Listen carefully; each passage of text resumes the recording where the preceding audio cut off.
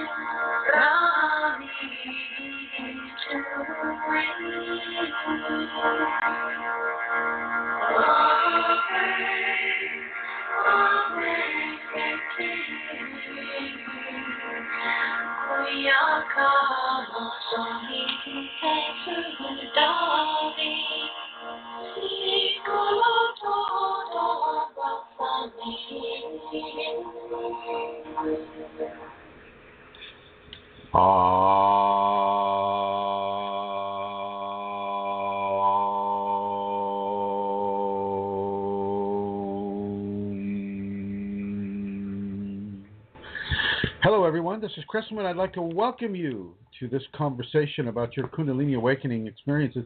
I hope the music came through okay. Hard to tell what everybody's hearing and what isn't. So I hope that worked, and maybe we can bring a few more musical pieces in that have directly to do with the Kundalini. So I'd like to welcome everybody here. I see that our chat room is starting to fill up and people are starting to call in. I would like to give the guest call-in number, and that number is 347-934-0026. Once again, that guest call-in number is 347-934-0026. You call in, and Shantara will pick up the phone, and she'll talk to you, and hopefully my eyes will be open, and excuse me, I won't be streaming Kundalini at that time or streaming the Kundalini consciousness. So I'd like to welcome everybody here. I see we have callers from the East Coast of the United States, the West Coast of the United States, and the midsection of the United States. And then we have guests. We have 3 different guests here, and who knows where they're from, but I welcome them to the show as well. And here we're going to go ahead and start in with it. I want you to know that certain preliminary infusions will occur before a series of kriyas or a spinal sweep occurs. And this is often very confusing for people. Got a few people on some of our internet groups that are complaining about the same thing. I'm not sure complaining is the correct word, but they're describing similar symptoms.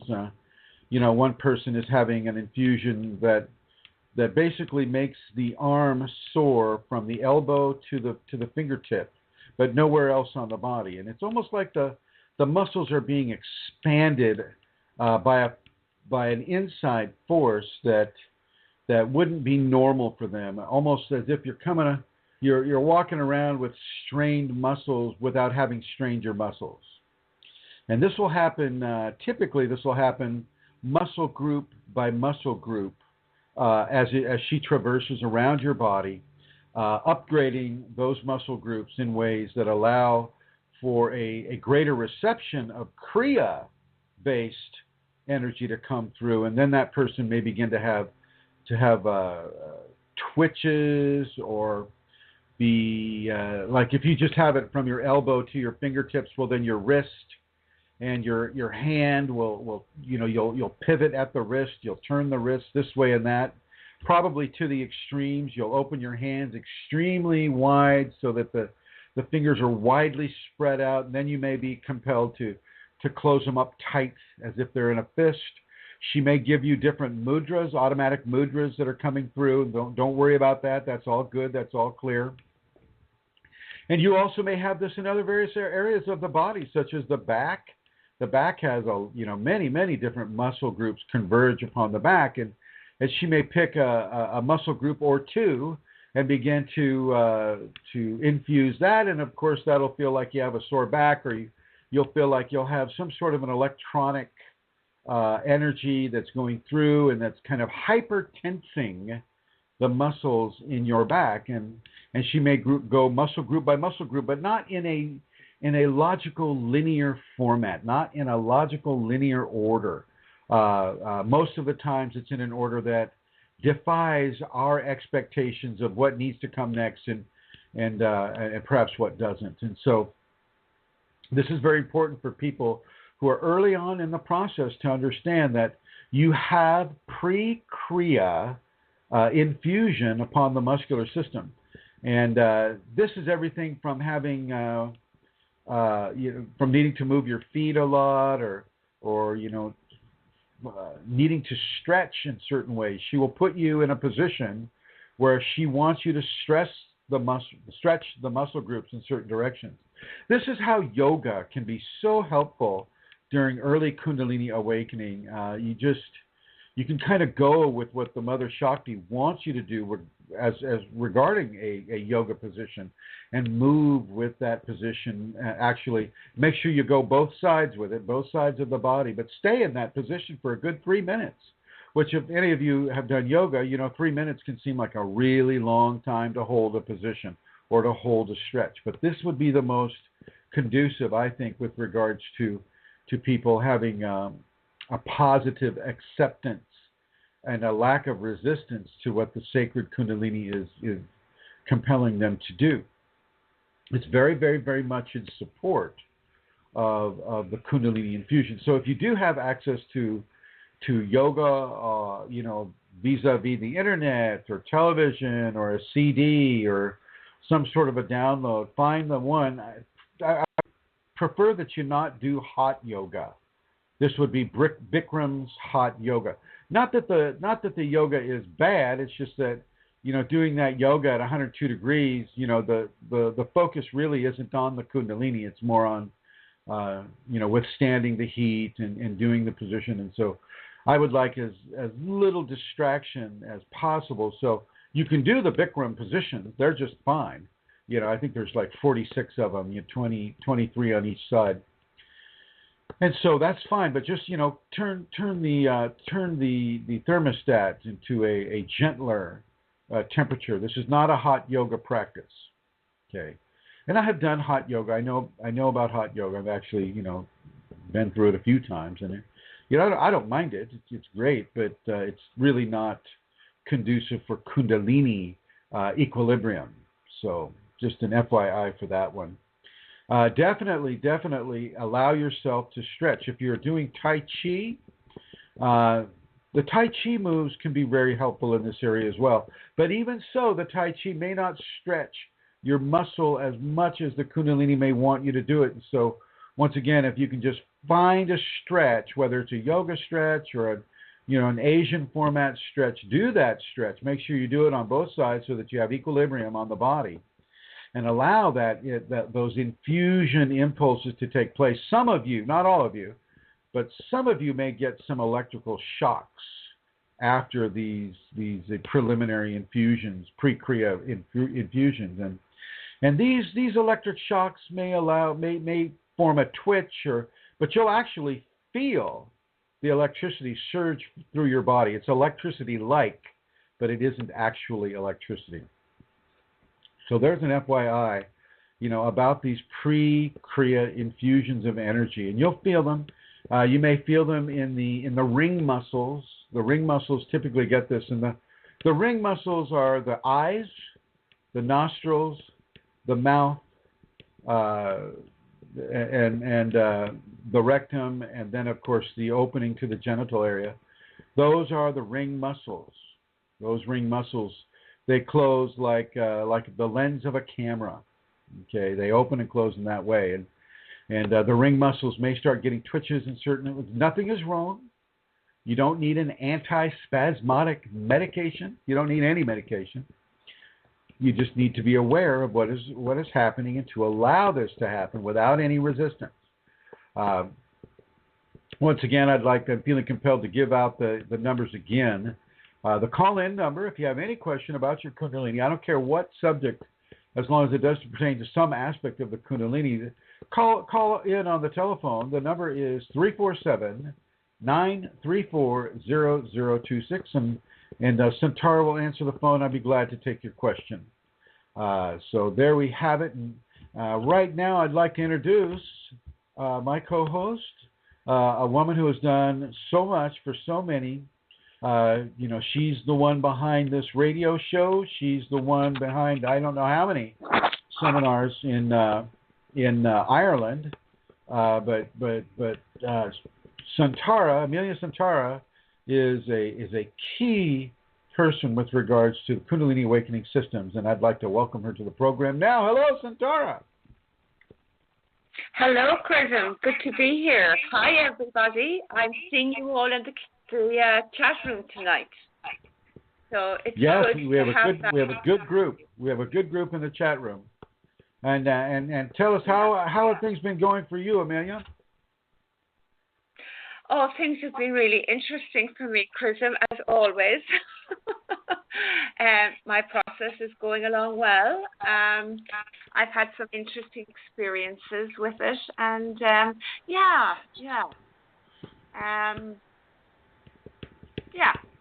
Now, I do want to tell you, Chrism, that Joey is going to be doing the announcements today. So when you want to announce the seminar in July that's happening in Minnesota, please go to Joey for the information. Rosemary will not be joining us this evening. I'm going to actually give now out the place people can go to if they would like to make a donation. So any of you who are listening, you're very welcome. And as you know by now, Chrism works on a donation basis.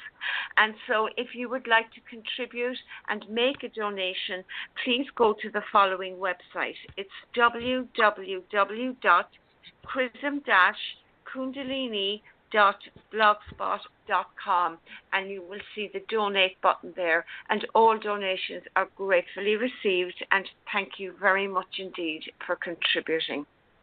So that's it, Chrism. I suppose I would like to say as well, or just remind people, that there is a seminar happening in Europe in September, and that is happening on the first weekend of September, the 3rd and 4th. So mark that in your diary and maybe begin to make preparations to organize yourself to get there. And the person who is organizing that is Manisha. And Manisha can be found on Facebook. You spell her name Maneesha or Maneesha,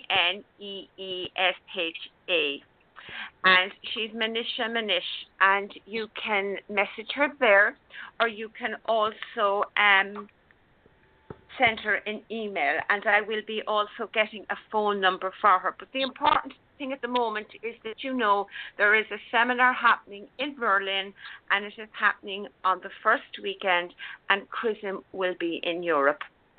So very much looking forward to that. That's the end of my announcements, Chris. Komm Sie her, mein Fräulein, mit dein Kundalini in dein Händen. There's my German for you.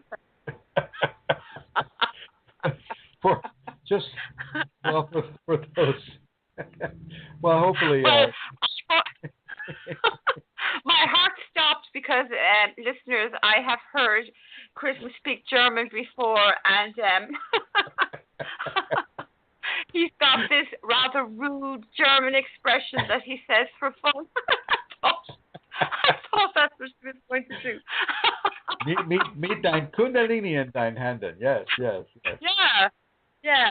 Excellent. That actually works. Excellent.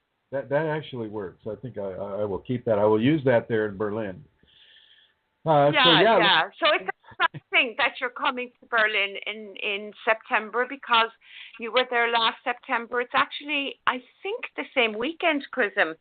Like coming to Europe seems an annual thing. Yeah, first weekend in September. It might be, but I'm not. I didn't go there last time. I wasn't in Berlin. I was in London. I look forward to doing this Berlin and visiting Berlin and bringing this level of Kundalini to the Berlin population. I think it's a great opportunity, and I'm really looking forward to meeting the people of Germany within a Kundalini context. How wonderful. How absolutely wonderful.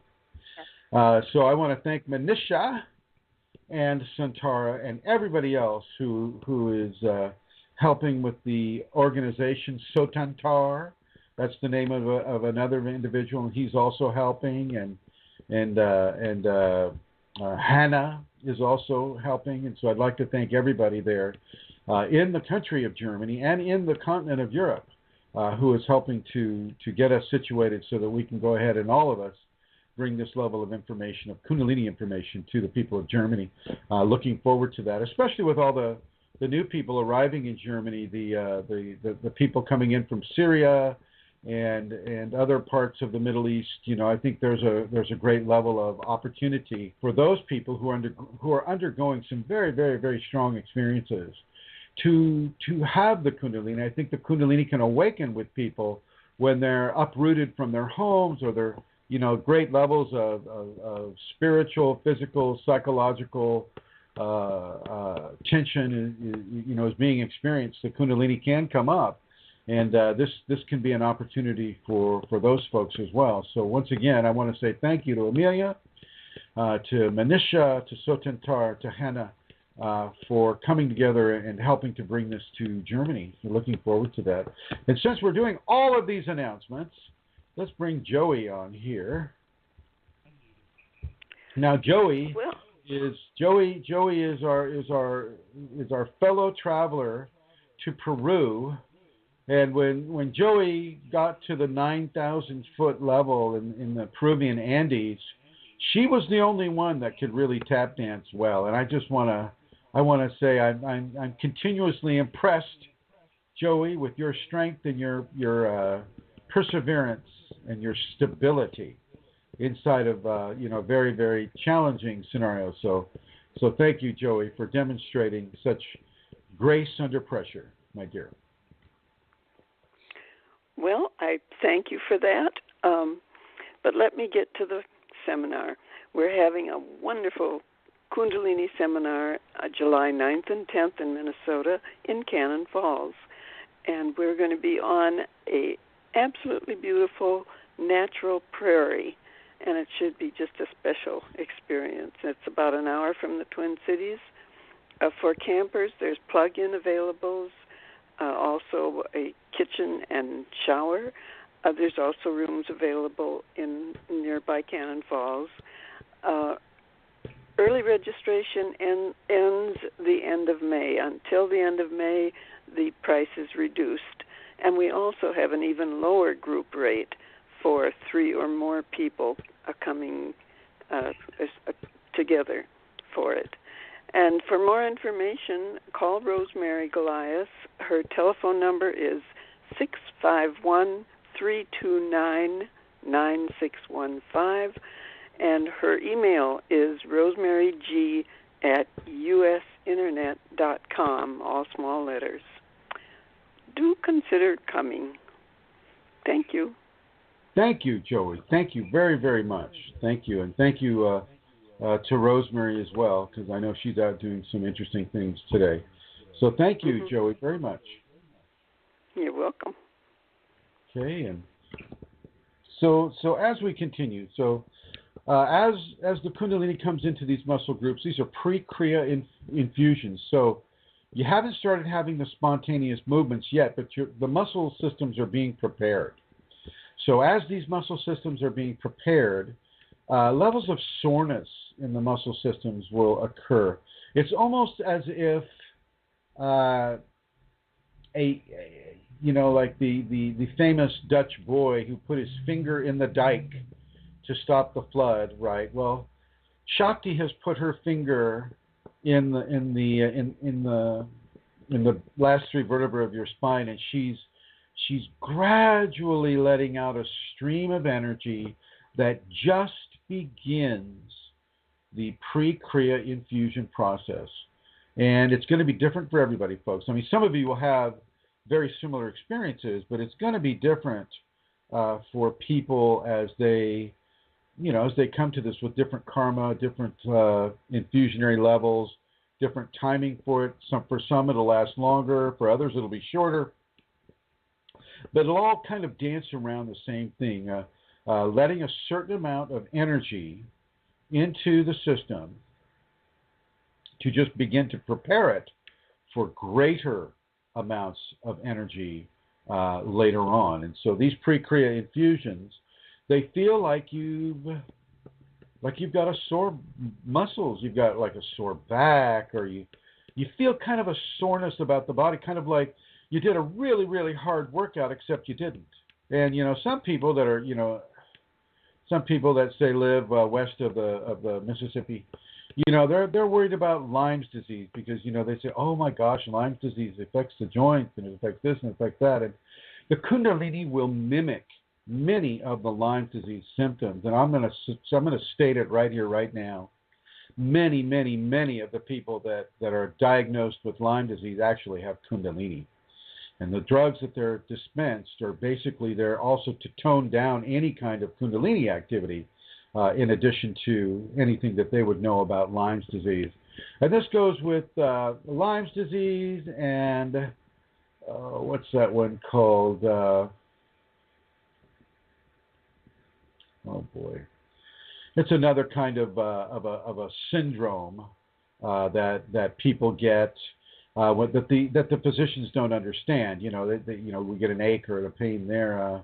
I'll probably remember it later on in the program. But don't jump for Lyme's disease. Lyme's disease is not that common, and I don't care if you've been bit by a tick. Not all ticks are carrying it. So you need to understand that this is nothing to panic over. Yes, it is not in your control. I will be straight up with you, just right now. It is not in your control. It is in the Kundalini control. The Kundalini controls how much of this pre-infusion energy is going to be given into any specific muscle group. Okay, so any specific muscle group, the Kundalini is going to choose where that energy is going to go. And as I mentioned, for one student, they're having it just from the elbow down to the fingertips. Another person will have it on their back. Another person will have just the quadriceps on their legs. The muscle group itself will tighten up by itself without you doing it.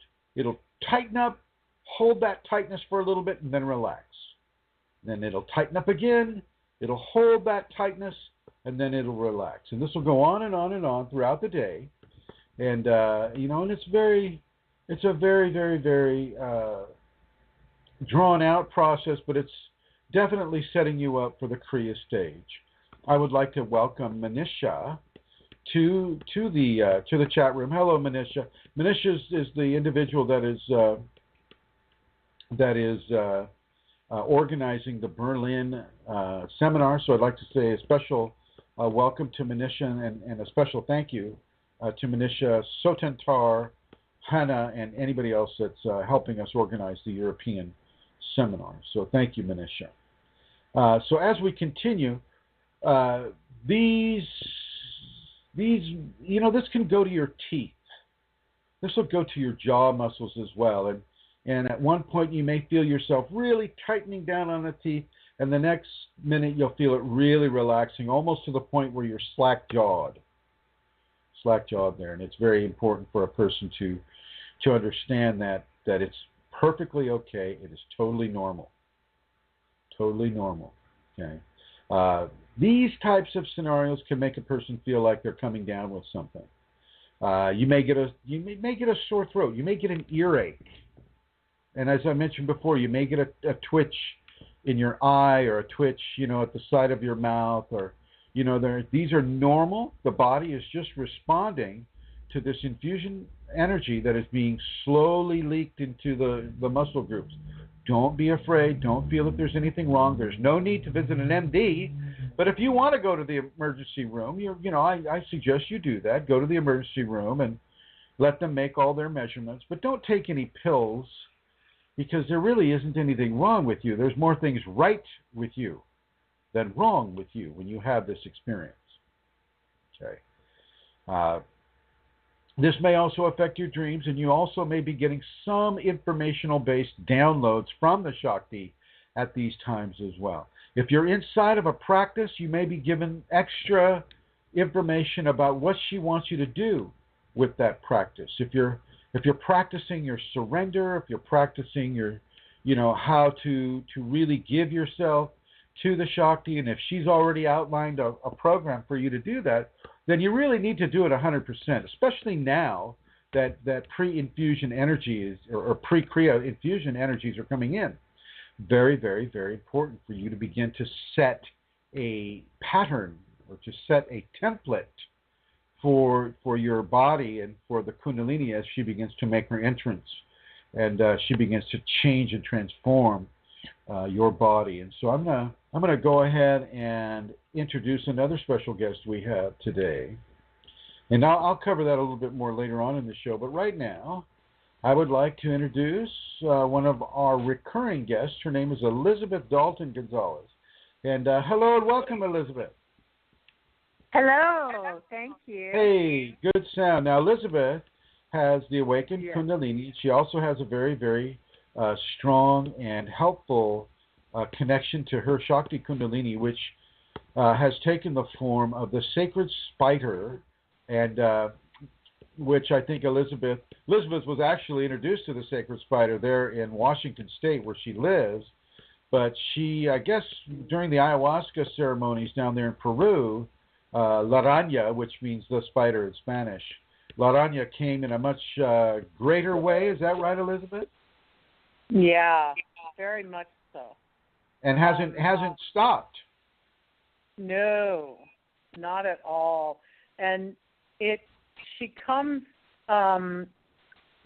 she flows more constant now, and the downloads, like you were just describing, come in very much so in dreams. And last night I woke up about 4 a.m. and I could just see her physically there, and then just a whole download came on my process and something that I had been worrying a lot about. And so I just, got a whole thing on that, which really clarified. And she'll do that in the morning hours. She'll clarify things that I've been thinking about and worrying about and asking her about, and then it'll just come in the form of either visual, or in this instance, it was like downloading pictures and incidences from my life and showing me, this is why, this is what this is why this happened, this is why this happened, this is, like that. Wow, well, that's pretty handy. Does she have any kind of a message for us today, say along those lines?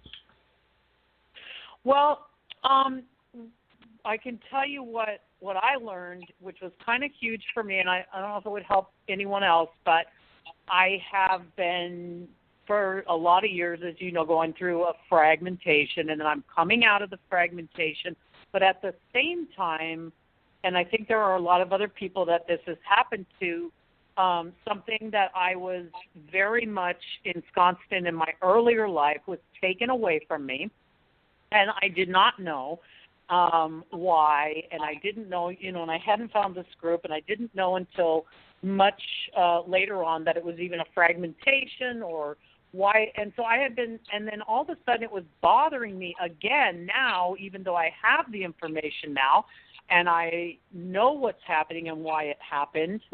A lot of people from my past all of a sudden started just posting things about the career that I had. I'll just say I was a professional musician, and I know why that was taken away from me now, but it still bothers me on some level, clearly, because, I have a friend who just put out a solo album, and another friend who's touring the world, and another person who's band is doing a huge event this weekend and this, that, and the other. And it was really bothering me. And so I was kind of thinking about it, not really directly asking Aranya, but this morning that's what she and I was just wondering, like, why am I still feeling like, why would I even want to, that just isn't even an option for me anymore here, and why am I still, I guess it's a form of jealousy that I wish I were, it makes me think like, well, gosh, I wish I were playing, or I wish I were performing. And she brought to my attention, and I had been thinking, like, why am I such a different person? How come they are my age, but they're still doing that? And all of a sudden I'm doing this completely other thing. And what she showed me in pictures was, even at that age, even when you were doing that, you were different. And here's why. And she was reminding me of, remember the songs that you would write, and they would not use them and tell you the words are too deep. Like, come on now, Elizabeth, we're a pop rock band. We can't be singing songs about the divine and whatnot, And so she was reminding, like, you've always been this. You just always tamed yourself in and changed yourself for other people. And so you were always that. And so the underlying part of the matter is, I was always that. I was just playing a different role within that. And so when she changed that, I am just actually able to bring who I really am and what I really am at the heart of the matter to the forefront, instead of having it stuffed down and having people tell me, no, you can't say that, no, you can't write that, no, you can't do that. Now I work in a place where that's kind of allowed. I am in a group, with Kundalini, where that's kind of allowed. I'm, where it's encouraged, in other words. And so that was the whole thing.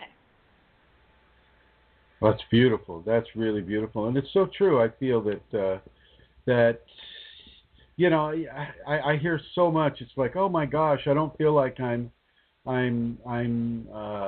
productive enough, or I don't feel like I'm not making the money I used to make, or I don't have the career track now that I had and I was so successful with, and here I was, in this career, just making all kinds of money, and now, oh my God, I'm having to live off my savings, and oh gosh, what is going on here?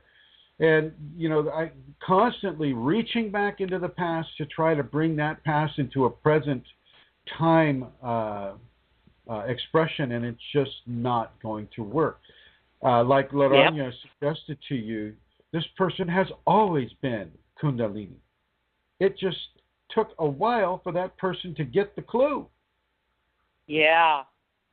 And when we're immersed in a society that is so full of ego and all the different distractions that ego can provide for itself, everything from advertising to fear and fear of loss, want of gain, and everything from pornography to drug use to endorphin addiction to all these different levels of distraction that mundane life can offer you.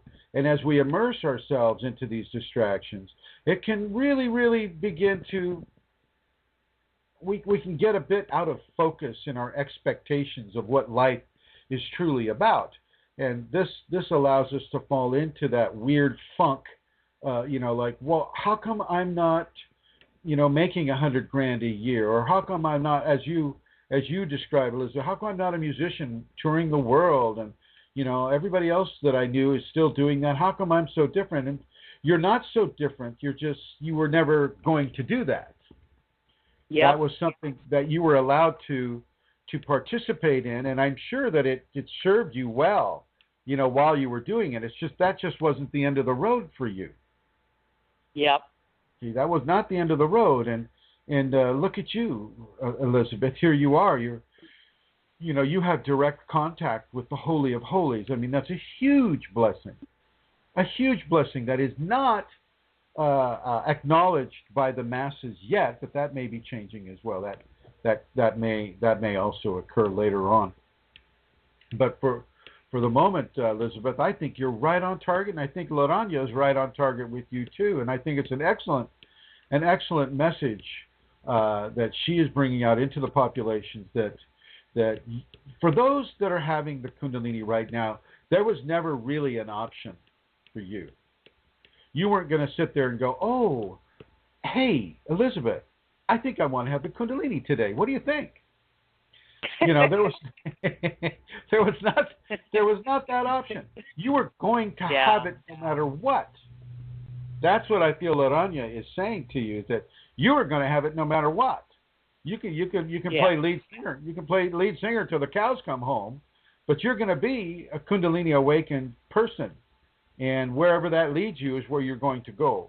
And so I just want to. I'm very grateful that you moved up to Washington. That you got out of the whole LA circuit type of scenario, and that you began to embrace the inner divine. I know you began to embrace it down there in LA as well. I know that it wasn't just your move that did it, but I'm very appreciative for the fact that you're able to support Laranya, to support yourself within this kind of an equation, and to bring out levels of support for others who may not be as far down the path as you are with Laranya. So thank you very much, Elizabeth. Thank you. And thank you, Laranya. She also let me know that if I would have stayed there, the levels of ego that business requires exactly would not have allowed me to have any of this, possibly. I mean, not necessarily, but the possibilities would be far fewer, and it wouldn't have progressed like it has. Well, and it's the same thing with the people that are lamenting not making the wage that they used to make, right? If they were loaded down with money, they probably wouldn't be able to get over their own ego and embrace this. They wouldn't allow themselves to have to go through levels of stress or levels of wonderment, levels of resistance, levels of surrender that provide this experience for you. You cannot be so fat and happy and have Kundalini because the Kundalini is going to be about changing you, and sometimes that's going to change what made you fat and happy in the first place. Not all the time, but sometimes, yes. Yeah. So I just, I'd like to say, I just want to thank Laranya for being with you, for coming through you, and I'd like to thank you, Elizabeth, for coming on board, coming on the program, and really, really talking about these things. Very, very important things. People constantly try to reach into the past when they reach a difficult time during their Kundalini awakening. They're reaching into the past, desperately trying to bring back some aspect of their life that made them happy, that made them less nervous, that made them less on the line with having to embrace and surrender to changes that are not always comfortable. Yeah. That's the thing is, reaching into the past never works. The past is gone. Mm-hmm. Now, to some degrees that's true. To some degrees that isn't true. The past that I would say is gone is a certain level of past time experience that you don't get to make corrections from, and yet Kundalini also provides the ability to time travel. And, so on the one hand, I'm saying the past is gone, and on the other hand, I'm saying, well, you can still travel there. So, but, you need to get a certain level of Kundalini before you can do that. I talk about this in the safeties a bit when I say, wow, if you're feeling really afraid or you're feeling really down, say you're having a dark night soul or something of that level, then think of a time in your past when you were very, very happy, the birth of a child, a wedding, winning $1,000 at a casino, whatever it is that makes you happy.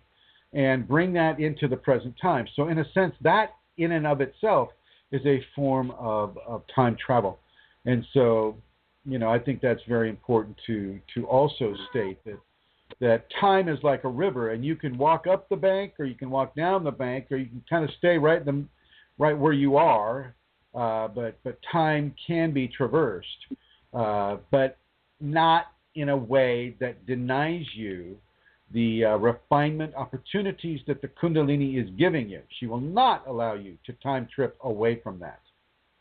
You will have to go through this rock polishing, or the polishing of the gem, the removal of the hard, scratchy, dull surfaces, and embrace the new person that is stepping forward, that new diamond, that new emerald, that new gem of an individual that is shining brightly from a light within, like you, Elizabeth, shining brightly from that light that Laranya gives you from within.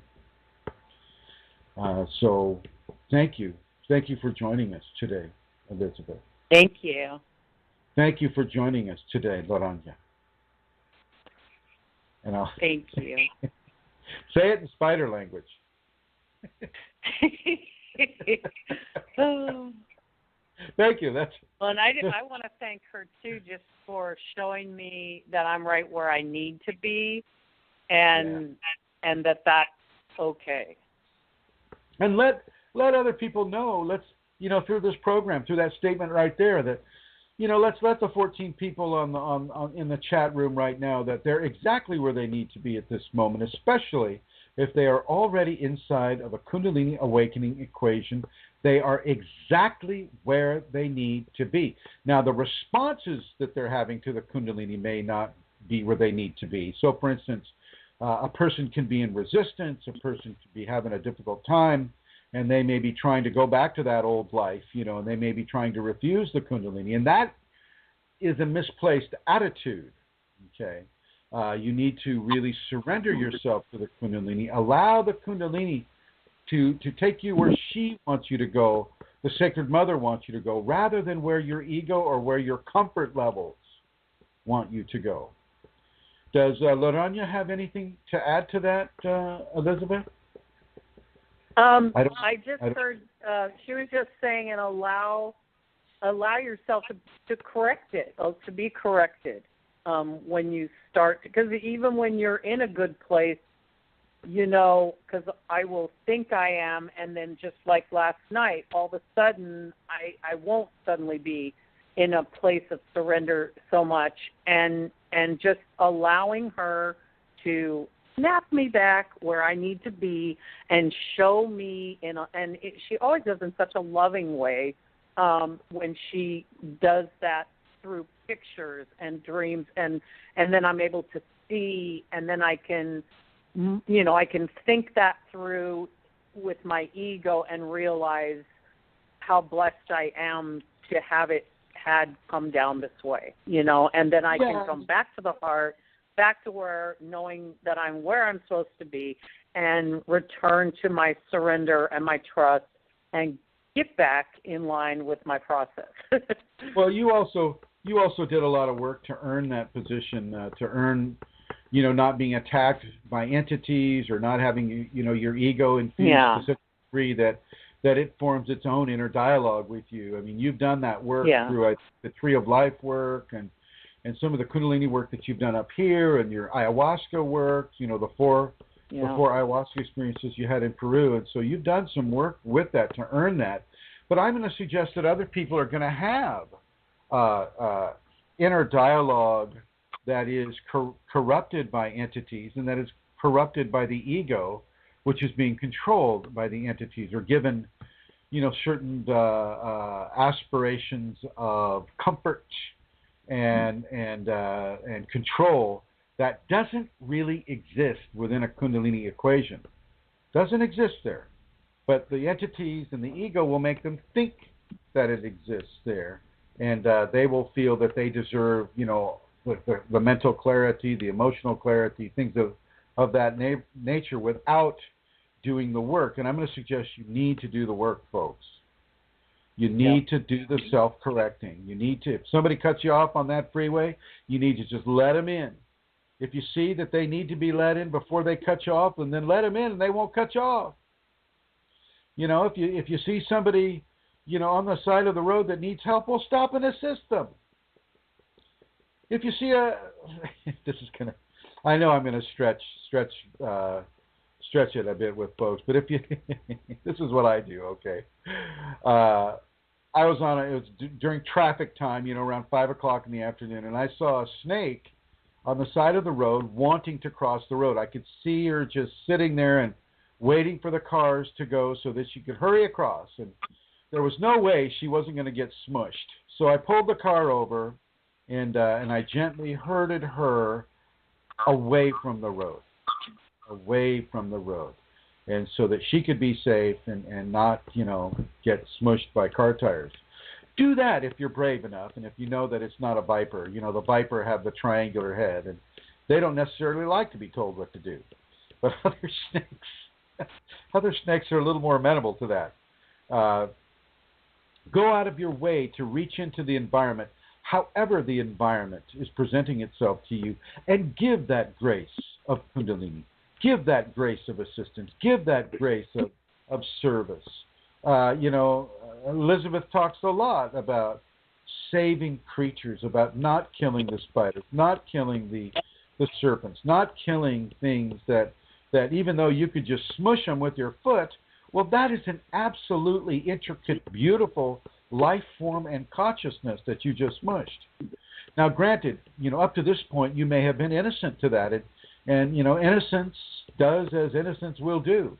But you're not innocent anymore. You know what is going on with that creature, with that ant or that earwig or that salbug or that spider or that grasshopper or that bumblebee or whatever the insect is. You live and let live and do your very, very, very best to assist life rather than to take life. So that's my take on that part of it, Elizabeth. Do you have anything you want to add about assisting life rather than taking life? Oh, I just had, it came to me, she said, choose, when you come to a situation where you could do that, you could squish it, you could whatever, choose life instead. That's what she's saying. Choose life instead. Think how valuable your life is, and extend that to everything else. And just that's exactly right. Life. And it's the cornerstone of ahimsa anyway. A-H-I-M-S as in Sam, A as in apple. Ahimsa, Sanskrit word meaning do no harm, do not kill. And, you know, even though you look at the word ahimsa, do no harm, do not kill, well, you're going to kill that plant when you eat it. Plant's going to die. But the essence of that plant will go into you. So if you kill that fish or that chicken or whatever, the essence of that creature will go into you. So in many ways, you are what you eat. You are what you eat, and be thankful for the gift that particular creature has given to you. Be thankful for that. I'm sure Loranya is saying, oh, no, don't eat anything. You know, certainly not a spider. A spider would not say that. Yeah, no deep fried spiders for you. So anyway, thank you very much, Elizabeth. I'm going to go ahead and put you in the blue here. Okay, and thank you to Loranya as well. So this is just an FYI. You know, once again, as I mentioned, Elizabeth was already being communicated with by the sacred spider, a Peruvian jumping spider which can jump like 20 feet. The biggest and one of the most venomous spiders in the Amazon jungle. And yet this spider jumped onto her in a visionary state, clamped onto her arm, and led her on a journey through the jungle, explaining every plant, every animal, every situation within the jungle as she came upon it, teaching her and really working to help her understand. It's very, very, it's a very fascinating, very interesting story that Elizabeth Dalton Gonzalez has, and she is a very prominent fixture on the Kundalini Awakening exclamation point group, as well as Kundalini Awakening Systems 2, Kundalini Awakening Systems 3, and the Kundalini Awakening Systems 1 group, which is a private group on Facebook. So, look up Elizabeth Dalton Gonzalez and see what she posts. Her posts are coming directly from her Kundalini, which we affectionately know as Laranya. So once again, thank you to Elizabeth Dalton Gonzalez and Laranya. And so continuing on with the infusion aspect of the muscle groups and the levels of pain, the levels of throbbing, the levels of energetic undulation that you may feel when this begins to occur. And it's not uncommon for her to take it group by group or limb by limb. So for instance, a person may get this strained feeling just on the left side, but not on the right. And then it'll change over to the right side, but won't be there on the left. The Kundalini has a very, very, very interesting, specific agenda with each individual. And I mean that as an individual, because we come to this world with individual karma. We come into the Kundalini grace with individual karma as well. And it's that karma that the Kundalini will basically use as a roadmap to energetic infusion and energetic enlightenment for the individual. And in these pre-Kriya infusions, she's going to be following the roadmap set out by you and your soul activities throughout the lifetimes as a way to begin the infusionary process upon you. And so don't be surprised if you feel your jaws tightening up or you'll feel the skin on your scalp artificially tighten up. It's not you doing it, but yet it's neither is it a ghost, neither is it some, popular channeling group of entities like Abraham Hicks or any of that other, how do I say that? I have severe disrespect for that because it's channeling, but okay, for any of that ilk. Not to say they never do anything good, but, they typically don't. They're teaching people to rely on the outside rather than on the inside. And on the outside, they just open them up to entity infestation, which is a common thing. And I've had people come to me for help with that level of infestation. So just an FYI about that. With this energetic, this pre-Kriya infusion, this will also begin to affect your emotional body. Your emotions are going to start going out of whack a bit.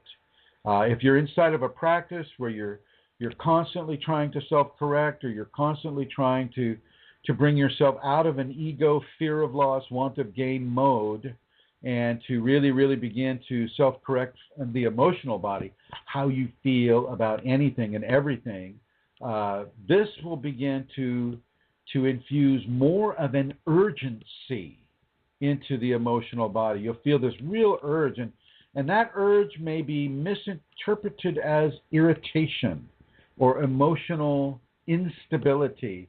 And you may find yourself kind of going off on folks. Typically people the best, but not always. Just kind of going off on people in traffic, going off on people if you're watching television, going off on the TV, going off on the radio, going off on people you see in an internet group or something like that, just really watching the emotional body have a field day with whatever emotion it wants to express. And I'm going to suggest that you bring those emotions under control. Do not sacrifice your serenity when the Kundalini begins to push this in. And as the Kundalini begins to trickle this little amount of energy in, well, it can hit the emotional body like a bomb, because Kundalini is very powerful. Very, very powerful. And you're going to want to. So if you're feeling the strain in certain muscle groups, go to your feelings. How are you feeling about this? Are you feeling irritated? Are you feeling angry? Are you feeling fearful? Are you feeling, anxious and anxiety? Is this filling up your day? And just go right back in to serenity. Remember what makes you serene and bring that to yourself. Understand that your metabolism is going to be kicked up a little bit higher because of this pre-Kriya infusion of energy. it's going to be kicked up a little higher. Your feelings, your thoughts, your emotions are going to be definitely affected by this. And yet you just got to have that level of self-discipline that allows you to have the control that you need to have. It's very, very important for people to understand this. And I'm going to just read what my co-host, Amelia Centaura, has put in the chat room. If anyone has a question, write it out. And if Chrism doesn't see it, I will let him know. It is here. Often, ladies and gentlemen, I am closing my eyes, and what you're hearing come through my mouth is from the Kundalini directly. Very similar to what Elizabeth Dalton Gonzalez does with Laranya, except the Kundalini just kind of closes my eyes and takes control of me when I'm doing that, or certainly of what I'm saying. So just an FYI, we have some new guests here, about 5 new guests, and so I just wanted that to know. And Bartolomiej is a new person here too. So welcome to everyone. And that's kind of the dynamic of what I'm having. And so as we continue through the 5 bodies of the human expression, I've covered the physical body and the emotional body. And the emotional body is very, very important. Do not just because if you're a mucho macho man says, I don't need no emotional body, I'm doing just fine myself. That's the way I is. Well, if you pay attention to the emotional body, whether or not you're a rough and tough mucho macho individual. Pay attention to the emotional body because it governs how you feel about anything. One of the greatest treasures that people don't realize they have is the emotions. To feel love is an emotion. To feel serenity is an emotion. To feel good is an emotion. Let that emotion reflect goodness. Let your emotional body reflect goodness. If you need to grieve, well, then let it cry. If you need to laugh, well, then laugh till you cry.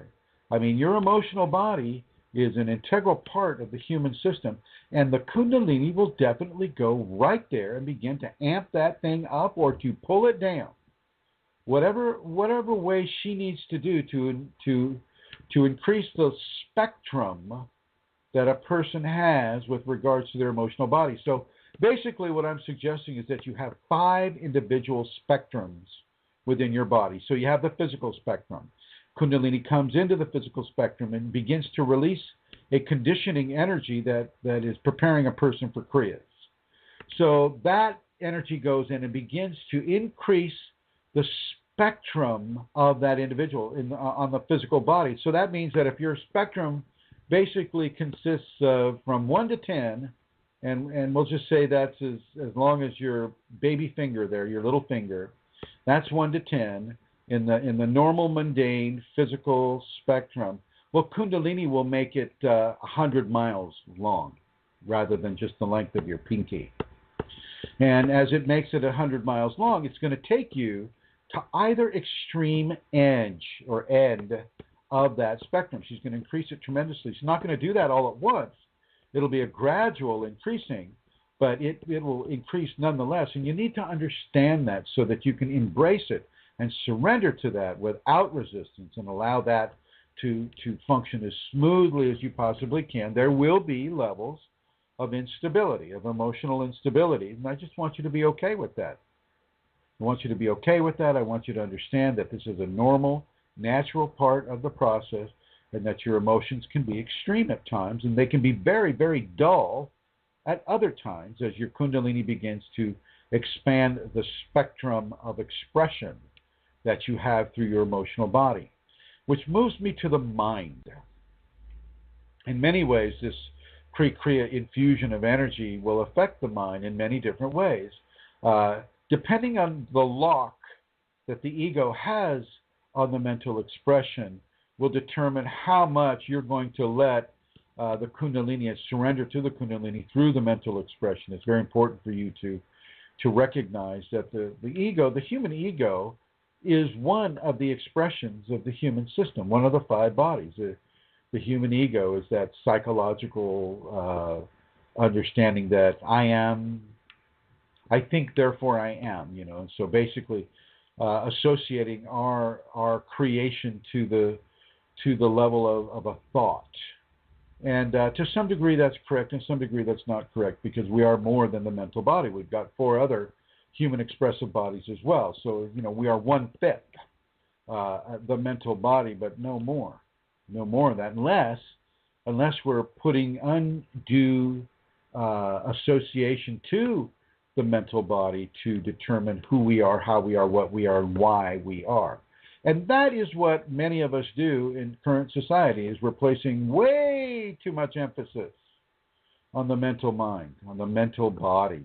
And, at the expense of the emotional body, at the expense of the spiritual body, often with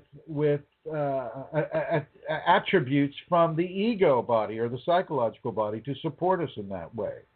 So it's very, very, very important that people understand that the mental mind is a very important aspect of the human system, but it's not the whole thing. Reading, writing, and arithmetic doesn't necessarily replace feeling and emotional expression. It doesn't necessarily take the place of that exhilaration a person feels when they see a beautiful work of art. It doesn't come into the context of sharing love with another individual, or a flower, or an animal, or the earth, or the sky, or the stars. It doesn't replace that. The mental mind is there to think about things, to figure things out. And typically it's figuring out things outside of the body rather than that which is happening within the body. Now with the pre-Kundalini energetic infusion, or the pre-Kriya energetic infusion, the Kundalini will begin to work on the mind. But sometimes if you have an over-dependency on the mental mind, she will turn that down. She will turn it down. You will not have the mental acuity that you once did. And once again, nothing is wrong. You're not going senile.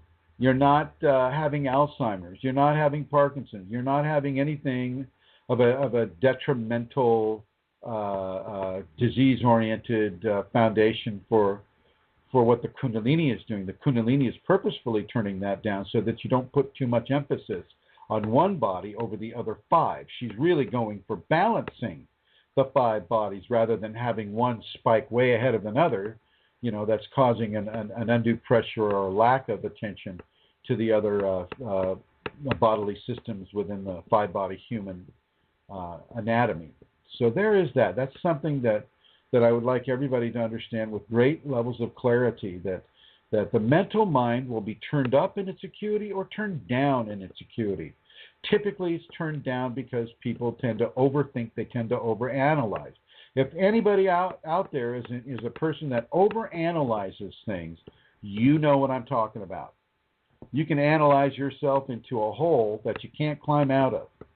So stop the analysis and trust the Kundalini. Trust that which is behind your heart and behind your eyes, and is really, really controlling the game at this stage of your enlightenment process, your Kundalini process. The Kundalini, as I've said many times on this program, the Kundalini knows you better than you know yourself.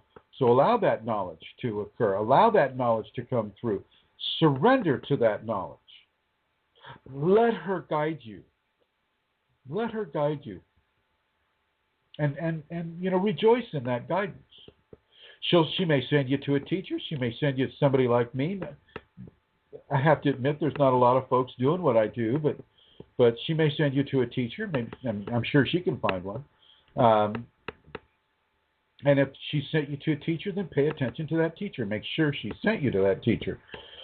But if that's the case, then please do, and then pay attention to that teacher and obey that teacher and surrender yourself to the information that teacher has to give to you. It's very, very, very important work. One of the things that is very important to understand is this idea of never take advice of a spiritual nature from a living man or a living human. You only trust that which is, appearing to you within your head. Well, your head can be a simulacrum of Grand Central Station in downtown New York City, if you don't know the attributes of the human energetic anatomy. So these people that say this, I heard this last night on an interview with that program that George Norrie does. It used to be the Art Bell program. And the guy is, I forget who he's interviewing, but he's saying, never, never, never take spiritual advice from another living person. It's like, oh, so we can only trust the dead. We can only trust entities that are saying, yes, well, I'm verifiably dead, And I say, don't trust anything that you don't want to trust, but truth is truth. And your soul, your body, your Kundalini knows truth when it encounters it. Do not listen to a person or an organization that's saying, don't listen to other people, other living people. Because I got to tell you, from infancy, we have been listening to other people. We listen to our parents. We listen to our siblings. We listen to our teachers at school. We listen to our friends at school. We listen to the TV. We listen to the radio. What do you mean? Don't listen to other people when it comes to spiritual matters. How can we not do that in a mundane society that is so profuse with people forcing us to pay attention to them? And I know, you're saying, well, he didn't really mean it in that context, and maybe it didn't. But the scenario is even within spiritual understandings, we stand on the shoulders of those that have gone before us. Okay? Kundalini does not have very many representatives in this world that are actually teaching the truth of itself into this world. Now Elizabeth is one, and Laranya, they're speaking the truth, but it's not that common. It may feel common here because we surround ourselves with Kundalini people all the time, but it's not that common in the general population. And for people to go out and say, oh, well, don't listen to a teacher, don't listen to somebody alive, because obviously they're not going to have their ego in control, and so therefore they're going to corrupt you or abuse you or in some way mistreat you, and so therefore just run away in fear and never listen to anybody, never listen to a flesh person tell you anything spiritual. Well, I find that to be very, very detrimental because, even when a Kundalini comes to a person, especially a person in the Western environment, there is nothing written that can give them correct or the best information possible. And even if you do read it in a book form or on the internet, well, some living person had to put that there. And so you're literally reading and taking information from a living person. And so, a lot of this egocentric understanding is they'll never take help from anybody that's alive. I just say, happy Halloween to everybody because, they're taking information from all the dead people then. And, of course, we know that on Halloween they all come back and they can all come. We can have a big conference on Halloween and only take the information from the dead then. So, okay, enough of my rant on that. I'm going to go over and bring Santara online here. Hey, Santara, are you awake? Are you the only one that's hearing this?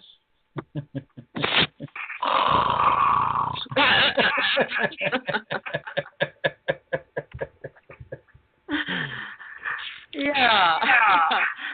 What do you think of that? I have some questions.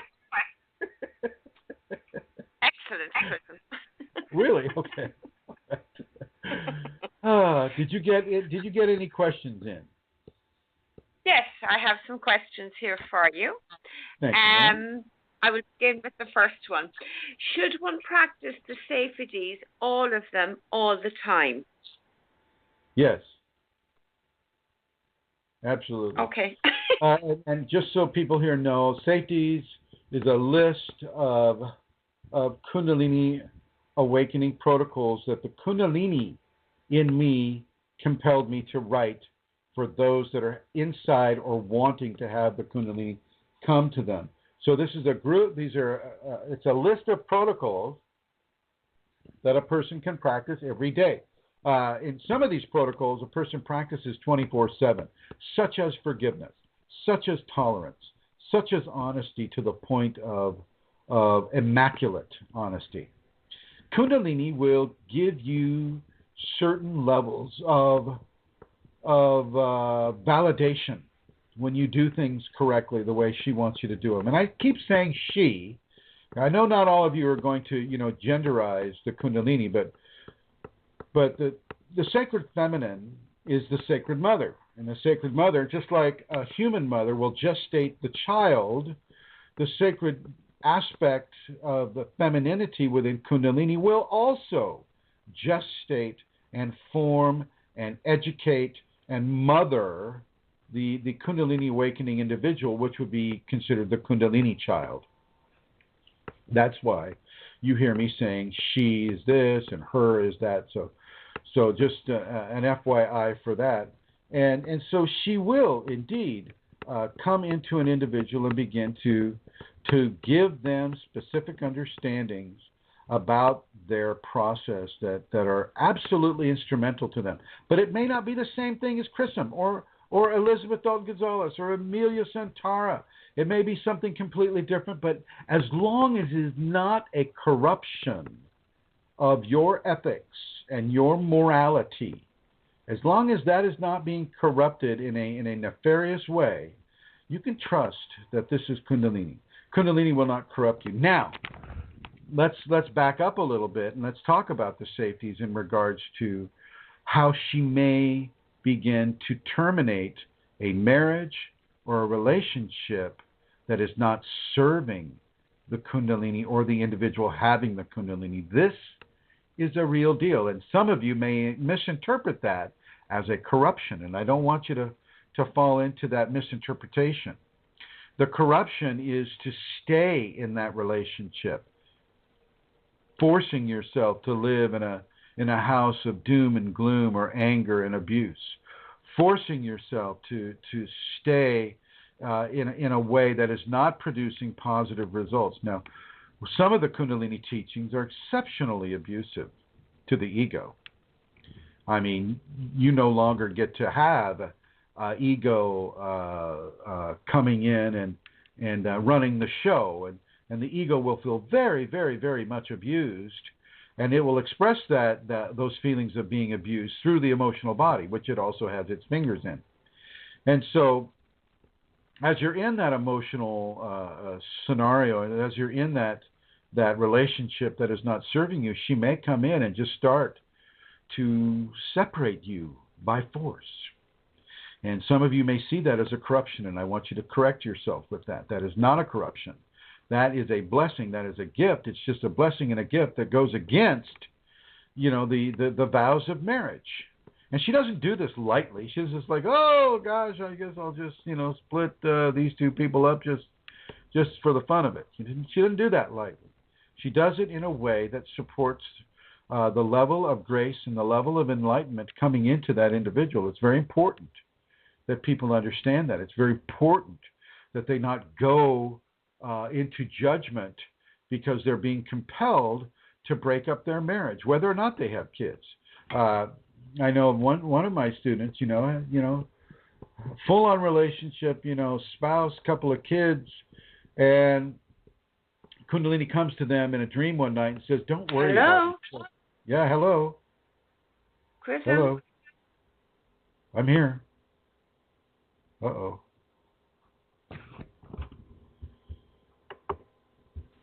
Elizabeth, can you hear me? I can. You cannot, or you can? I can. I totally can.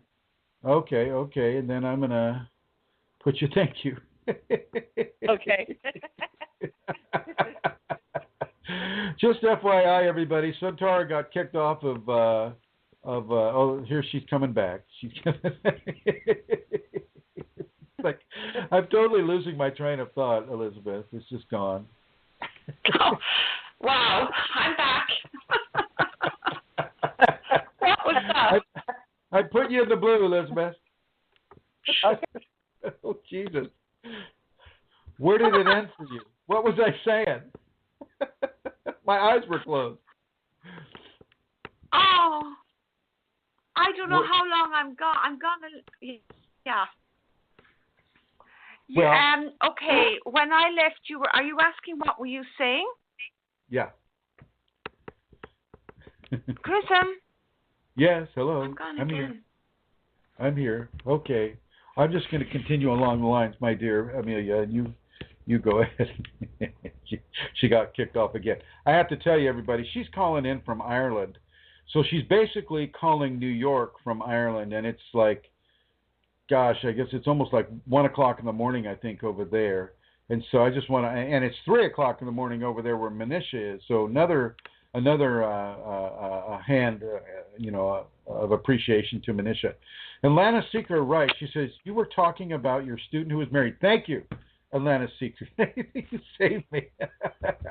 So, indeed, have a student, has a spouse, has 2 kids. Kundalini comes to the student in the dream and says, look, this is going to have to end. This is not healthy for you. This is going to have to end. Don't worry about your children. They will be taken care of. They will be taken care of. And while the person resisted this, as you can imagine, and the marriage wasn't bad. It just was kind of stagnant, I think, is what was occurring there. And the Kundalini came to them in a dream and basically said, you need to start making separations from your spouse. Don't worry. Nothing is wrong. It's just that there is another scenario that is waiting for you that does not include your spouse. And I have to tell you a little bit of backstory to this student is the spouse had already turned the student into a psych ward because the Kundalini symptoms the person was having was frightening the spouse. So the spouse turned the Kundalini person into the psych ward, and Kundalini just was not going to allow that to happen again. Not going to happen again. And this is one of the reasons why the Kundalini ended the marriage. And it did end the marriage. And it found another husband for the spouse. It found it made sure that the children were absolutely taken care of. I mean, it was good to its word right down the line, which reinforces the level of trust that a person can have with this. So I really, really want you to realize that she will, if she sees it's necessary, take away your relationship. And you must surrender to that. But you do not want to interpret it. So, for instance, if there's an entity attached to you saying, yeah, this is the Kundalini, terminate your marriage. Terminate your marriage. Don't listen to that. Don't listen to a corrupting force. Feel for the honest-to-God truth that the Kundalini represents. And it's not hard to figure out. It's not hard to discern. It's very, very clear.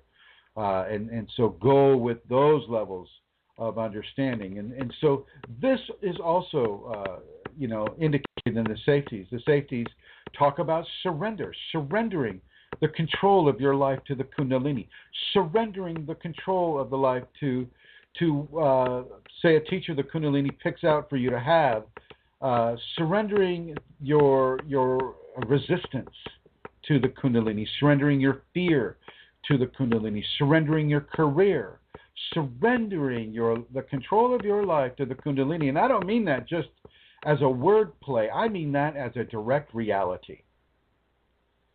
A direct reality. And this is so very important. You need to learn how to surrender to this unseen force that is kind of appearing in, behind your heart, behind your eyes, or through a teacher that she is directing you towards. Be very, very clear about that. It's not the easiest scenario. It is not the easiest scenario. Actually, the surrender aspect of the safeties can be construed as one of the most difficult areas. And if you're in a rapid format activation, meaning all this is coming to you very, very, very fast, within a year or so, you just need to really fasten those seatbelts and let yourself surrender totally to the Kundalini. Constantly self-correct, constantly moderate and modulate your behaviorisms and your responses to people, your responses to life, your responses to the Kundalini, your responses to your teacher. really, really, really begin to understand that it's crucial for you to not resist the Kundalini at all in any way, shape, or form. And this is also what the safeties talk about. And they talk about tolerance. They talk about, having the ability to withstand irritation or even pain that you can do nothing about. Having the tolerance to be able to hold that spontaneous position, such as a Kriya, that may not be comfortable. She may twist you up like a pretzel and then leave you there for 3 minutes. And if you try to resist that position, it will hurt. So there's that level of tolerance. It's also tolerating other people that are not in agreement with you, or that are not respectful of you, that are maybe somewhat abusive to you. You got to tolerate them. You can't live with them. You can't shoot them. So you got to tolerate them. So there you have it. And the safeties will also talk about meditation. And these are very, very, very, very important areas of Kundalini resistance and instruction about not having resistance that are listed in the safeties. This is why they're called the safeties protocols, and they're on KundaliniAwakeningSystems1.com. And there, if you scroll down to the left-hand margin there, not left-hand, but left-hand, it is the fifth one, two, three. It is the fifth one down. It's called The Safeties. So please feel free, everybody who's listening to this in the archives, which are the future people, the current people, which are the people in the chat room, and then those of you that are listening on your smartphone and your laptop and your computer, feel free to participate in those safeties. They're absolutely free for you, from my Kundalini to you. And thank you, Santara, for your patience in allowing me to go on about the safeties. No, that's really helpful, Chrism. There's another question on the safeties, but I'm jumping forward. This question came in and you've kind of answered it, but I'm going to read it as it was. How can I give up control of my life to the Kundalini when I have so many responsibilities to my family and my work? Well, the Kundalini isn't necessarily going to go in and destroy your marriage. I don't want to get that across. It's only if the marriage isn't serving the divine, the enlightenment process for the individual. Many marriages stay together just fine. It's not a problem. It's not a guarantee that you're going to lose your relationship. A lot of people have the degree of love and understanding for each other that allow the marriage and the relationship to continue, even though the Kundalini is present and accounted for. Let's just take Elizabeth Dalton Gonzalez and her husband, Al. They're doing great, as far as I know. They're doing just fine. And, Elizabeth is fully immersed into the Kundalini and Laranya. And then I believe, other people have the same level of support from a spouse. So it's not a guarantee that you're going to lose your relationship. I just want to say that. Now, with regards to having so many responsibilities within your family, well, that's okay. You fulfill your responsibilities. You just also fulfill the responsibilities that the Kundalini brings upon you. She may want you to solve those issues in a different way. She may not want you to manage your life the same way that you have been, and you need to be able to surrender to that new way of living your life within all of the different responsibilities that you have to your life. That, in and of itself, is surrendering to the agenda that the Kundalini is bringing to you. By allowing that change and assisting that change and making those changes. And you don't have to have a family to do this. You can just be a single person that is feeling the Kundalini tell you to do certain things. And you surrender to those certain things. And it doesn't mean you don't pay your bills. It doesn't mean you don't work. It doesn't mean that you don't drive. It doesn't mean that you don't have relationships, although it can mean for some of you that you don't have any of that. You don't get to have a relationship. You don't get to have a job. You don't get to have any kind of the life that you once had. And Centaur, I'd like you to explore. We got another caller down there. You might want to see how they're doing. They have the 111 like you do, my dear. Will do. So it's very important for people to understand that for their process, the Kundalini will customize what they need to do within their life pattern in order to fulfill what we would understand as surrendering to the Kundalini. And as I mentioned, the single person, the person that's not being allowed to work or not being allowed to have a relationship or even friends. Sometimes she will put you in a box just so that you can work strictly on the Kundalini, getting over the ego, getting over the entities, getting over any of the problems that are there either karmically or there that are currently being made and established within the individual, even as you're in that box.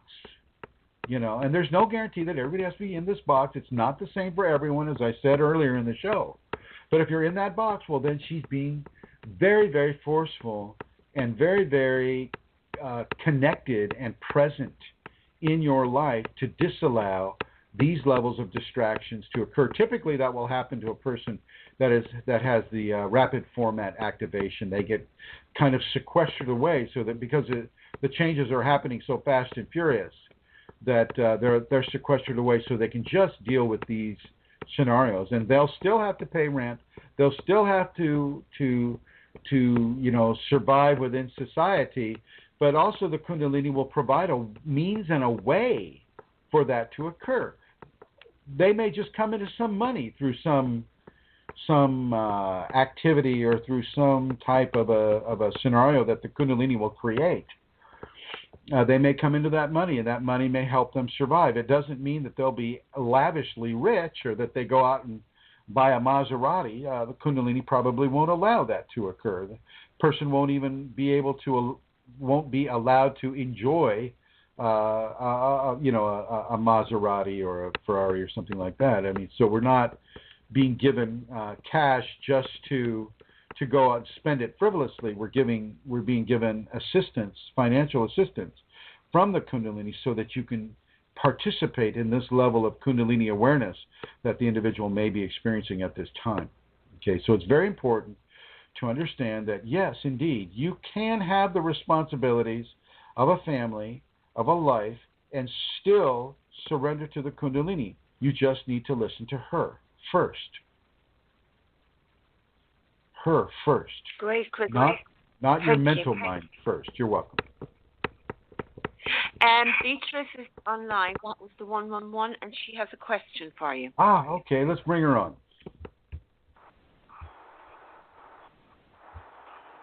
Hi, Beatrice. Hello. Hi, Chrism. Hi. How are you?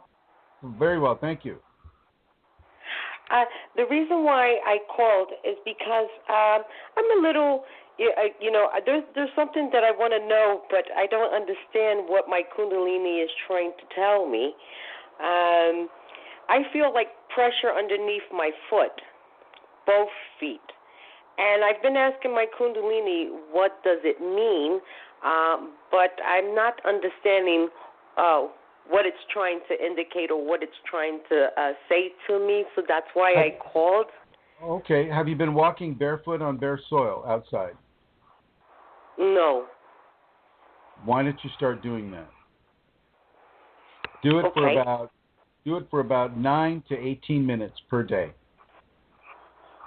Make sure the foot is bare.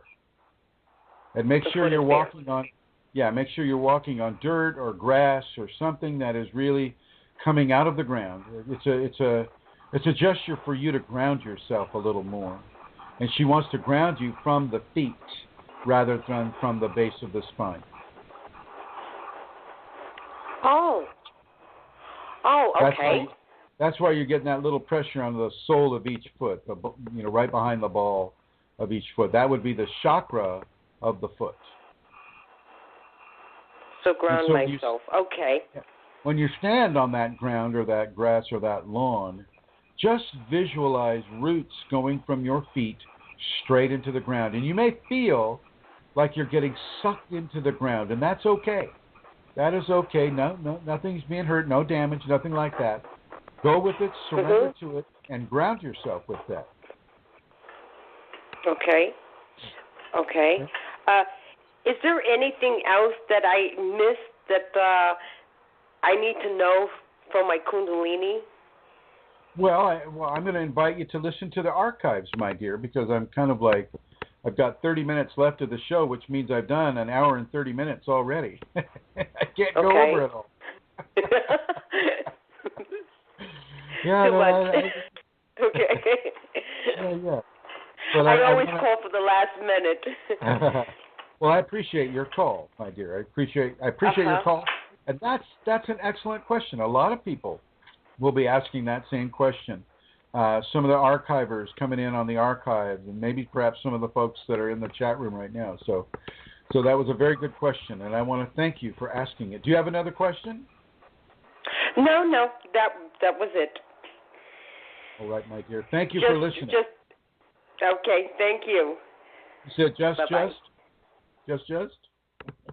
Okay. All righty. Coming back to Her Holiness here. Come on, Amelia. Oh. You hear me? Oh. Somehow I'm Can you hearing hear you. me? Yeah, I can hear you. Okay. So the next question goes back to the safeties, Chrism, and it came from the group, and it's, do the safeties guarantee an awakening? Nothing guarantees an awakening. The safeties can bring an activation on, and an activation can lead to an awakening. But the safeties are not a do-it-all-for-you type of protocol system. You have to do the work. You have to apply yourself. You have to agree to do this work with the understanding that Kundalini can come from it. The safeties are the strongest activation platform that I know of aside from Shaktipat.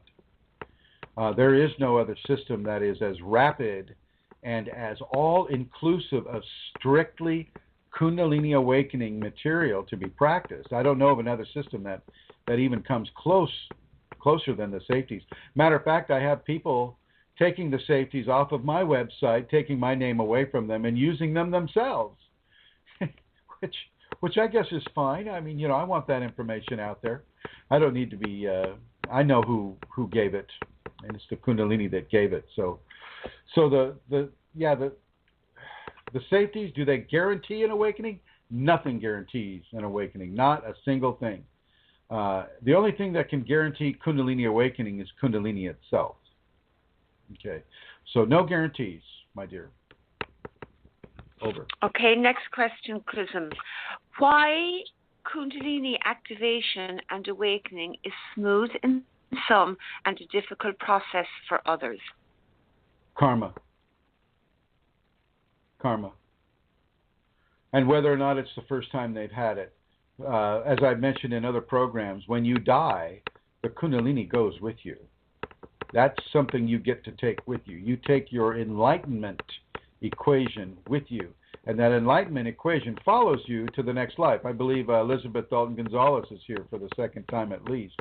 And you too, as far as that goes, Centaur. This may be another time for you to have this as well. But if you're having it for the first time, and of course, then there's going to be some more, shall we say, challenging types of refinements that a person can have. It's not. I gotta get back to the question here. Can you ask that question again? I'm starting to go off on some. Yes. The question was just, do the safeties guarantee an awakening?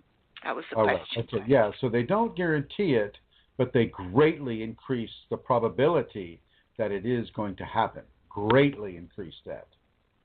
And if it doesn't happen, the worst thing that can happen to you by practicing the Kundalini awakening safeties is that your body is in shape, your emotional, mental, psychological, physical, and spiritual bodies are totally in shape and healthy and being revitalized daily, because it's a daily practice.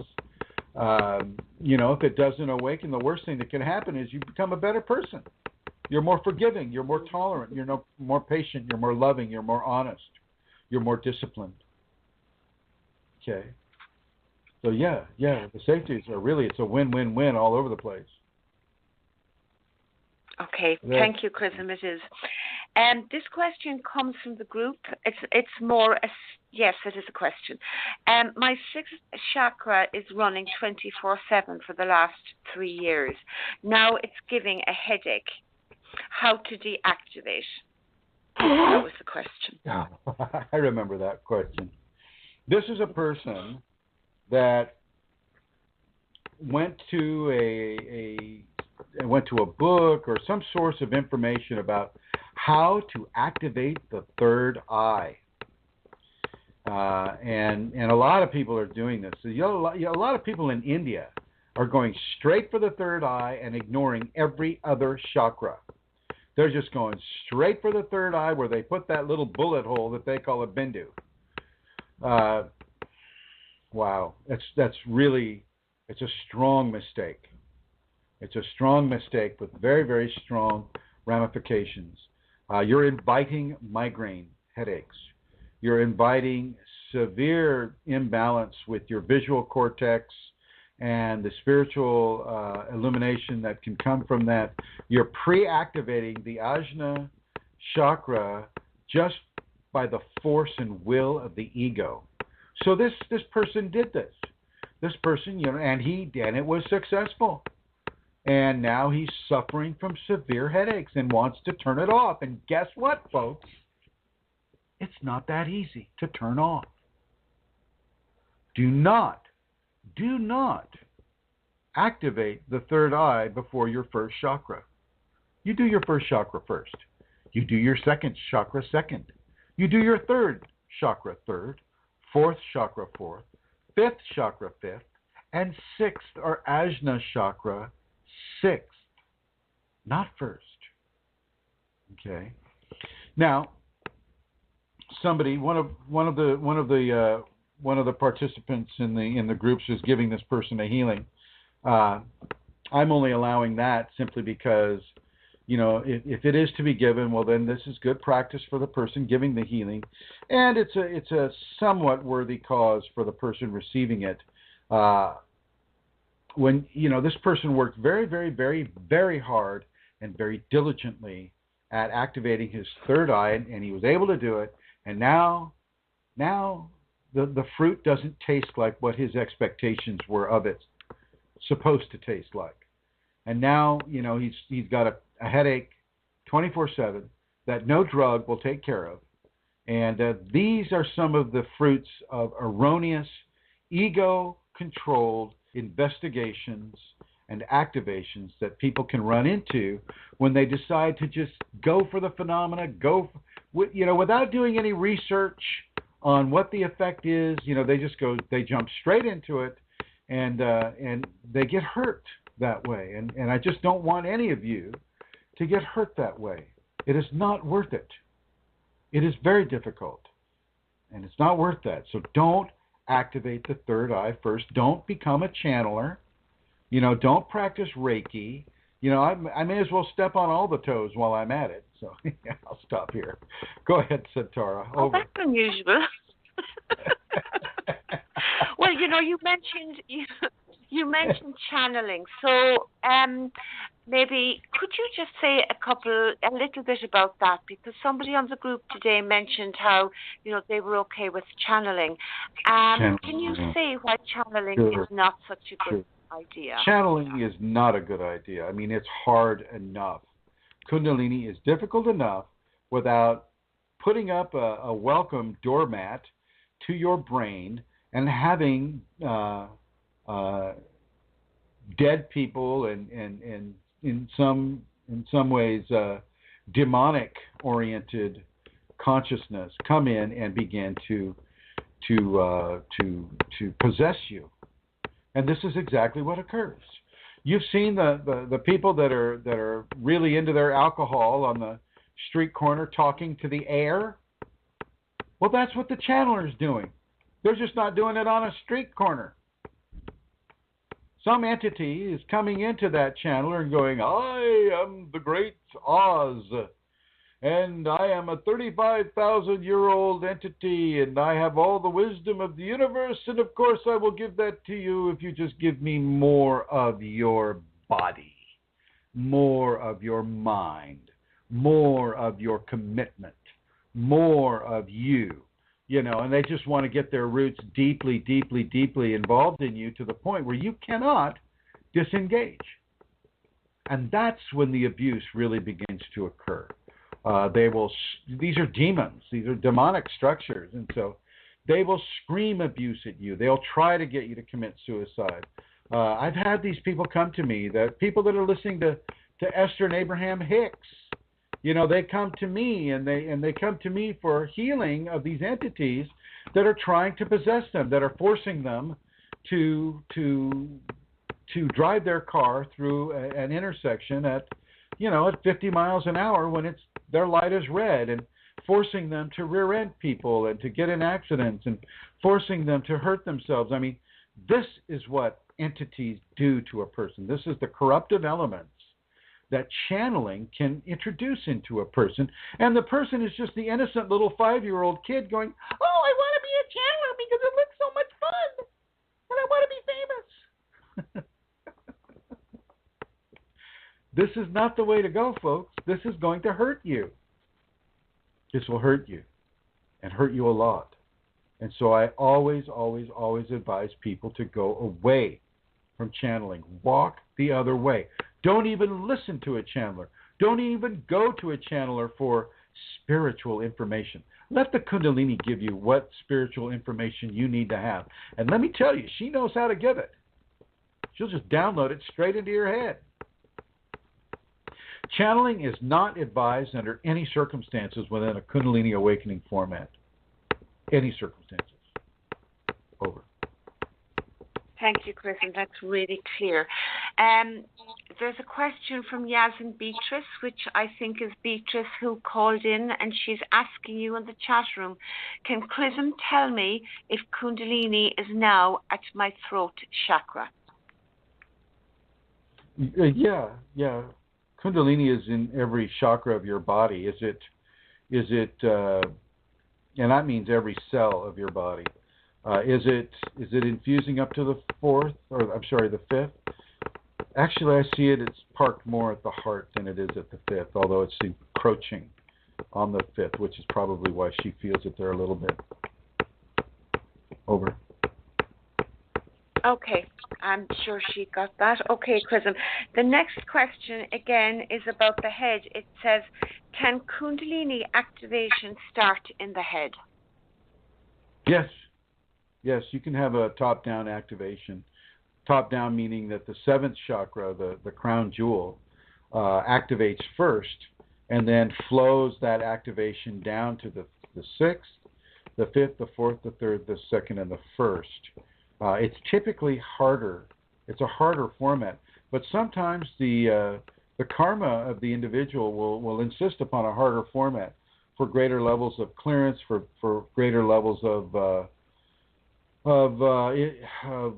refinement to be given. And so these top downs, a lot of people that use drugs for spiritual purposes. One of them would be like the magic mushrooms are good for this. Psilocybin can initiate a top down. That's a fairly common scenario for them. It's very difficult. Don't get me wrong. I'm not going to try to lighten it up for you. A top down, can be very hard because it's going from refinement into density, and it's difficult to do that sometimes. But it's not impossible. I'll say clearly a third of the activations that happen to a people will be a top down manifestation. If you want more, if you want a visual on top down scenarios, go to YouTube. Put in Chrism Kundalini on YouTube. You'll see about 340 videos come up. And in the search window there, put in top down awakening. And I have a couple of videos on top down awakenings. I believe I have one or two there. So you might want to check that out as well. Top down, not advisable, but sometimes it's unavoidable. So if you've been a person that's experimented with entheogens or plant-based medicines such as ayahuasca, such as psilocybin, such as Syrian rue, such as Amanita muscaria, such as marijuana, such as, these types of things, well, then you might be incurring a top-down activation for yourself. And, just start practicing the safeties. A lot of the time I'll advise people that are clearly having a top-down activation, I will tell them to begin to practice the safeties so that as the energy flows down from the 7th to the 6th to the 5th, well, the energy can also flow up from the 1st, 2nd, 3rd, and then both the top down and the bottom to top will meet in the heart. And heart activation is one of the most beautiful things that a person can experience. It's beyond bliss. It's beyond ecstasy. Over. Thank you, Chrism. Yeah, sure. I'm laughing at your chair. It's really rocking. Oh, you can there. hear me?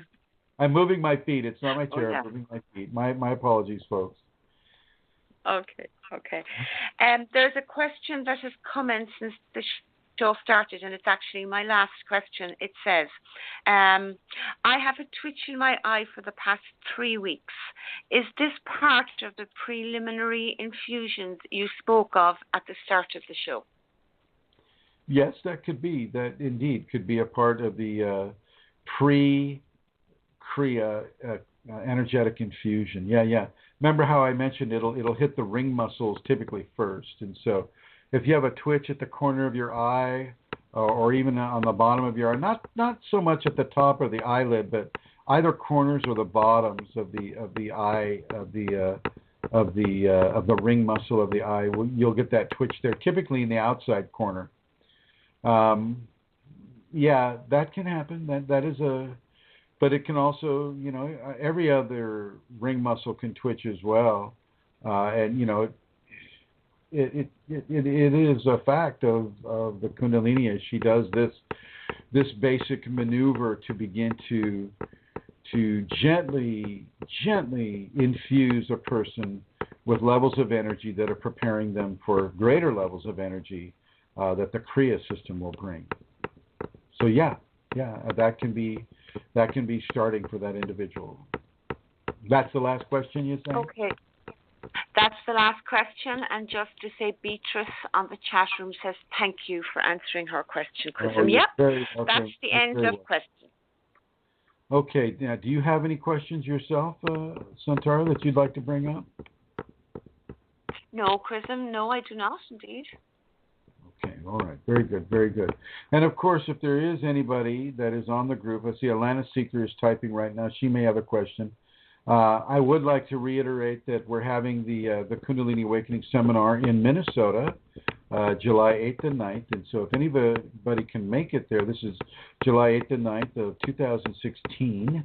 So please be advised of that. We're also going to Berlin, and under the guidance of Manisha and Sotantar and possibly Hannah, we'll be there on September 3rd and 4th of 2016. So I really want to push that out there and get people moving with that, and would really love to meet people from the United States and Minnesota, for people from Europe and Asia in Germany. So really looking forward to that. Be a pleasure to speak to some Russians and some Swedish people, Norwegian people, the people that surround Polish people, the people that surround Germany. That would just be a hop, skip, and a jump, jet-wise, to land there in Berlin and to participate in the seminar. It's a 2-day seminar, 16 hours of information and interactivity, and a Shakti pod if a person would like to have a Shakti pod as well. That goes for both of the seminars. The one in Minnesota is very special because it's on a restored prairie. It's I don't know, most of you may not realize this, but as you drive on Interstate 80 from Chicago to the West Coast, you go straight through the Great Plains areas, and these Great Plains areas have really been taken over by commercial agribusinesses, and there's very, very little of the ancient wild prairie left. And here we have about 100 acres of ancient wild prairie, everything from beavers to the natural birds of the area, to the natural plants, the natural wildlife of the area, is situated there. And this is where I would love to give Shaktipat. I love doing Shaktipat in the wilderness areas in the first place. And so it's a very, very special opportunity in Minnesota on July 8th and 9th. And so I would like to thank Joey for giving that announcement as well, and for Rosemary for coordinating as well. So thank you both. Thank you for that. Actually, it's July 9th and 10th, not 8 and 9. 9 and 10. My bad. Yeah. Scratch all that. July 9th and 10th. It's a weekend. 9 and 10, Nope. yeah. I don't have my... I was reminded of the Shaktipat in Kerry. Remember the one you gave outside on the rock? That was a beautiful Shaktipat. Yeah. Those ones in nature are wonderful. Yeah, what we did, it was very interesting, is Amelia and John have a standing stone, one of those prehistoric standing stones that had great spiritual manifestation to the ancient Irish. Matter of fact, they're the ones that put it up. And they had one that was on its side at the moment. Right now, it's been put back into the ground by the grace of Centaura and family, and so it is living its purpose right now. But at the time, I laid people out on the stone, on the side of the standing stone, and we gave Shaktipat on that stone. It was very, very effective, and very, very much a blessed experience. I want to thank you again for that, Amelia Centaura. Oh, and that thank you. And yes, indeed, as you said, Chrism, I would encourage everybody who's listening that even is wondering, I wonder, will I? Listen to that voice and follow it. And if you can, do come to a seminar. They're very, very special. You'll meet Chrism in person, which is a very unique and special thing. And also you will meet other Kundalini people. And that's a rare thing. I mean, I'm here in Ireland and I don't get to meet other people. Rosemary is blessed. There's a community there in Minnesota, but that's rare. So, come to the seminar in Berlin. People will be coming from the UK. They'll be coming from the Netherlands. Jessa is coming. People will be coming from France. So please do consider it and come. You really will be glad you did. I don't know of anybody really who says, I wish I hadn't. And the same with Rosemary's seminar. If you're in the States, seriously consider going. If you're in Canada, if you're in Mexico, if you're any of the Caribbean islands, I mean, come in, fly in, and come and participate in this level of awareness and level of spiritual acuity, spiritual definition and refinement. It's very strong, it's very powerful, and it's very beautiful. So if you can make either of these seminars, please do. But if you can't make the seminars either, don't feel like all is lost. Just keep paying attention to this program. If it's held in a time zone that isn't favorable to you, then use the archives. Use the archives. If you find that you fall asleep, just listen to it again. I know I have one of those monotonous voices that go, Kundalini is very good. It is a very happy thing. I want you to really invest yourself into the Kundalini. Right? So I can see how I put people to sleep. No, Chrism. No. Your voice is not monotonous at all. It's actually very interesting because the Kundalini, someday it would be very interesting to have a conversation with other people as well, I think, on the group about, the effect of listening to your voice on the radio. I have spoken to some people about this, and they have shared, how amazing it can be for them to actually hear your voice and the energy that they feel coming into their ears and that, So, there's huge energy in your voice, and you're certainly not dull and boring. And, we're never quite sure what you're going to say. So that of itself is also very interesting. Well, thank you. I try not. I mean, I know what it's like to listen to people that don't have very much variation in their voice. It's very hard to discern the information that they're giving because you're trying not to fall asleep. Yeah. You know how that. Yeah. So. Dear ones. Dear ones. Dear ones. My favorite saying. Dear ones. Right. Well, I just want to say thank you. Thank you to everybody for listening today. Thank you for the people in the group. Thank you for people in the chat room. Amelia, do you have anything you'd like to say before we go?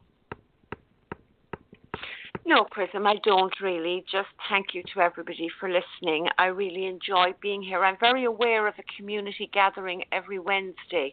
People in the chat room, I know the group varies there. Sometimes there's a lot, sometimes there's not as many.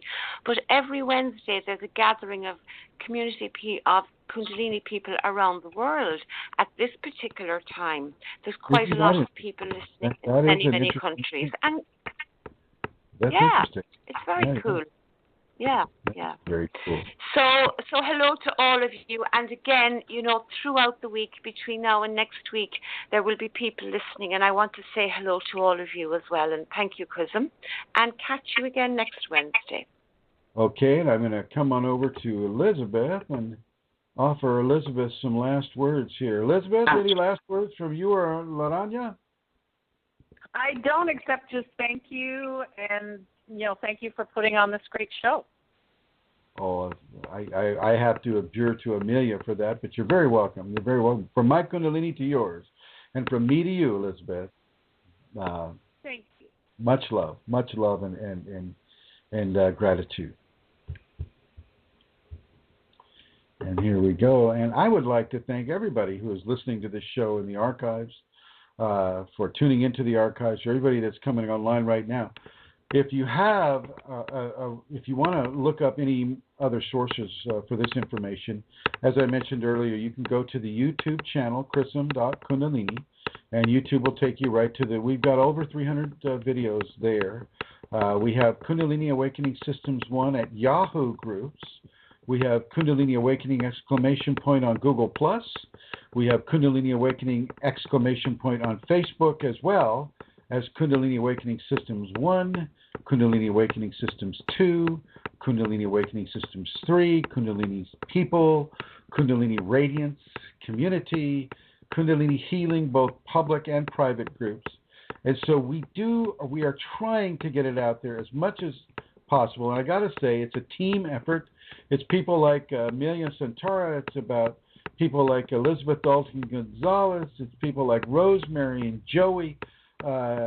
People that are getting it out there. People like Manisha, and all of you that are listening on the chat room. I mean, it's people. We're getting this information out there so that the people can begin to come into balance with greater levels of Kundalini awakening, and that is really the reason why this show is there. So I want to thank everybody for listening, and I will end it the way I started it, minus the music. Not quite sure how the music worked, but we'll try that again next week too, perhaps.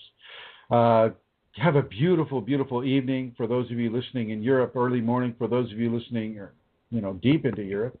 Have a beautiful afternoon for those of us on the West Coast. It's a beautiful day out here, sunshiny, slight breeze in the upper. I want to say thank you to everyone for listening to this program. And here we go.